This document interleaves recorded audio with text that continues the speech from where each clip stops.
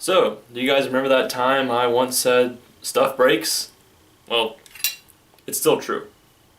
So a while back, probably 4 or 5 weeks ago, when I went to go play Airsoft at Fallen Warriors, I went to the Chrono station, brought out my trusty old ICS M16, or trusty as it was until that day, and I decided to chrono, per game rules of course. So referee put some .20s in the gun, chronoed it, and it was registering under 300, and it was hardly feeding it. It just sounded like it didn't get much compression.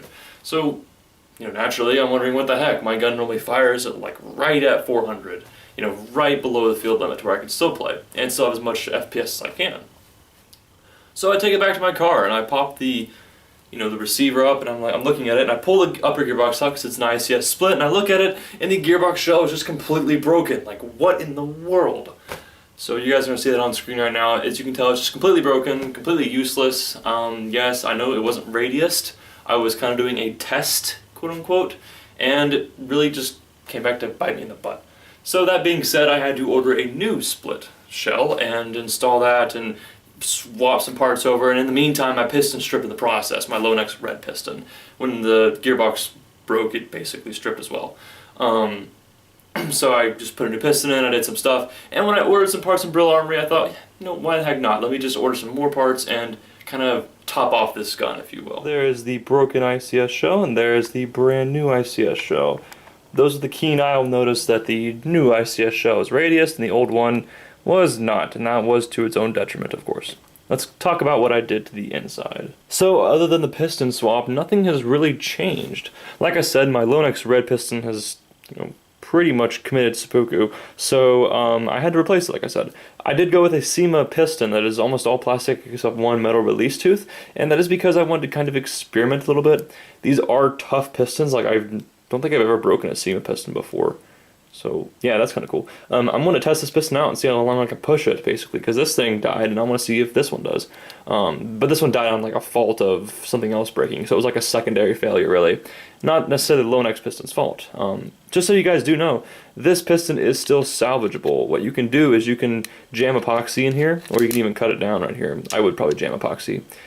Take epoxy, put it in here, and file these teeth down here to be your new pickup tooth, and this could be your new 15 tooth right here, and use a really heavy duty spring. You kind of chop it down a little bit so it only cycles halfway. Put a lot of buffering right here. So basically you're simulating your piston cycling like this.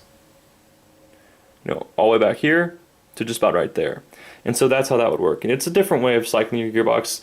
Usually it's a little bit quieter because you have more buffer here, but you also hear more gear whine, so just as a result. Something you can do. I don't think I'm going to do it just because it's just a lot of time. I might do it to my G3. I don't know. We'll see. But yeah, that's that.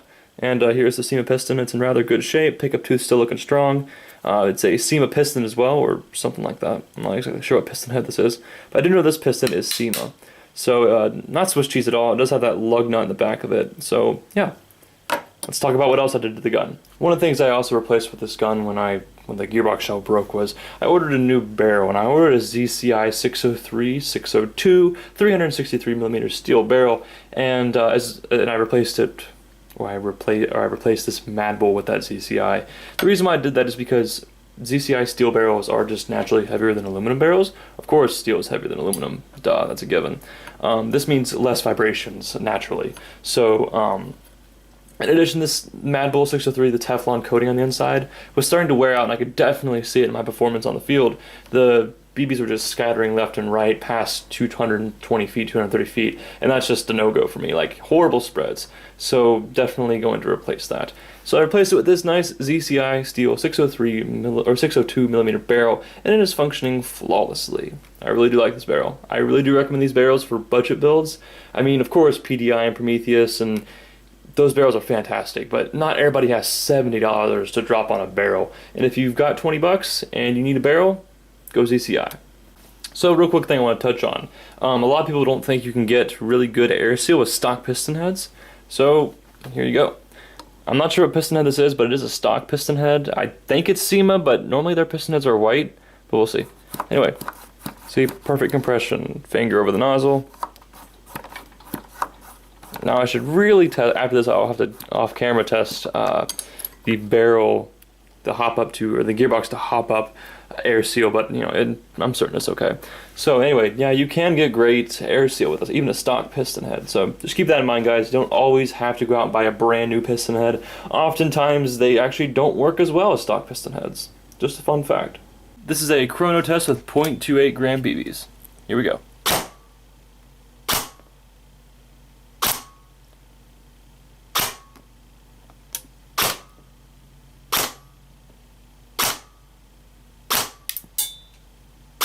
Alright, so the chrono is reading around 340 FPS, 345, 335, 340, 345, somewhere in there. I'm pretty sure a couple of those were duds, so we're pretty good on the air seal there. Might need to work on it from the gearbox to the hop-up, though. I'll have to check in on that in a later time.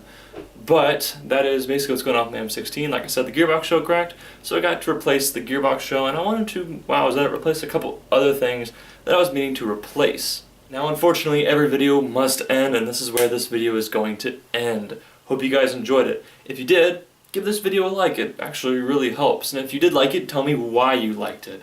Of course, you guys know the drill. If you don't like this video, give it a down vote, and I know people do, it's okay.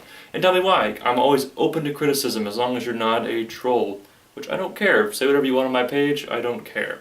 But keep it constructive at the least, I like to say. In addition, those with a pretty good eye might notice my different collection. I have some different guns, an AK-47 by JG, a G3 by Classic Army. I've got some new guns rolling around, so expect some new reviews, some new guides, some new stuff to deal with those, and some new problem-solving techniques. Had to solve a mag issue with this AK, now it's working at 100%.